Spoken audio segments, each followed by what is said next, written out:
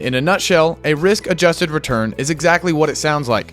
A return calculation that takes into account the degree of risk you are taking on to achieve that return.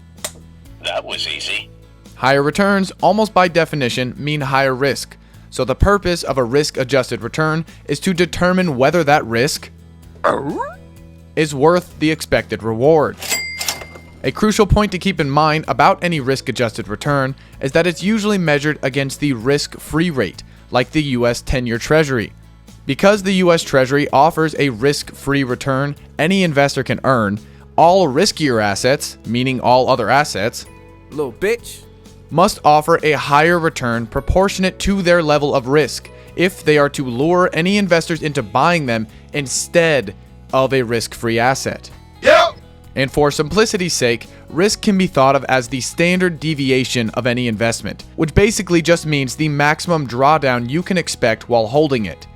Even though treasury values have their ups and downs like any other investment, the return at the end of the duration is guaranteed by the government, who has a money printer.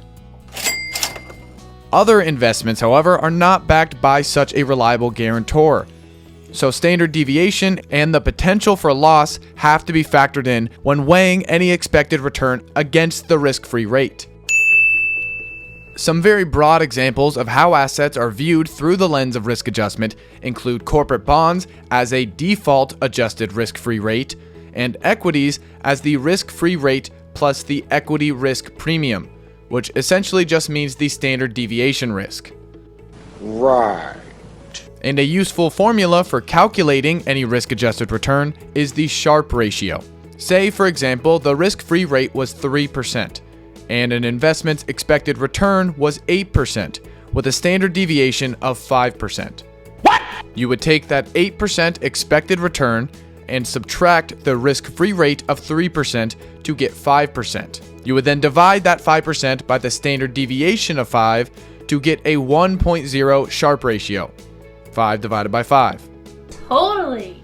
Now take another investment with an expected return of 7% and a standard deviation of 3% to do the same thing. 7% expected return minus the 3% risk-free rate equals 4. 4 divided by a 3% standard deviation equals a Sharpe ratio of 1.33. So, even though the expected return for the first investment was higher at 8%, the risk-adjusted return was lower. not crazy. This is why calculating risk-adjusted returns is so important. Just because an investment has a high expected return doesn't mean it has a worthwhile risk-adjusted return. One investment was expected to deliver 2 times the return of another, but was 3 times as risky, meaning it had 3 times the standard deviation or default risk. A risk-adjusted return would probably steer you away from it. And aside from this being a useful tool for your own investing, it's important to understand how the concept of risk-adjusted returns influences other investors in the market. Say what? As perceived risk goes up, investors demand higher returns to compensate them for that risk they are taking on, which could lead them away from riskier assets and toward safer ones.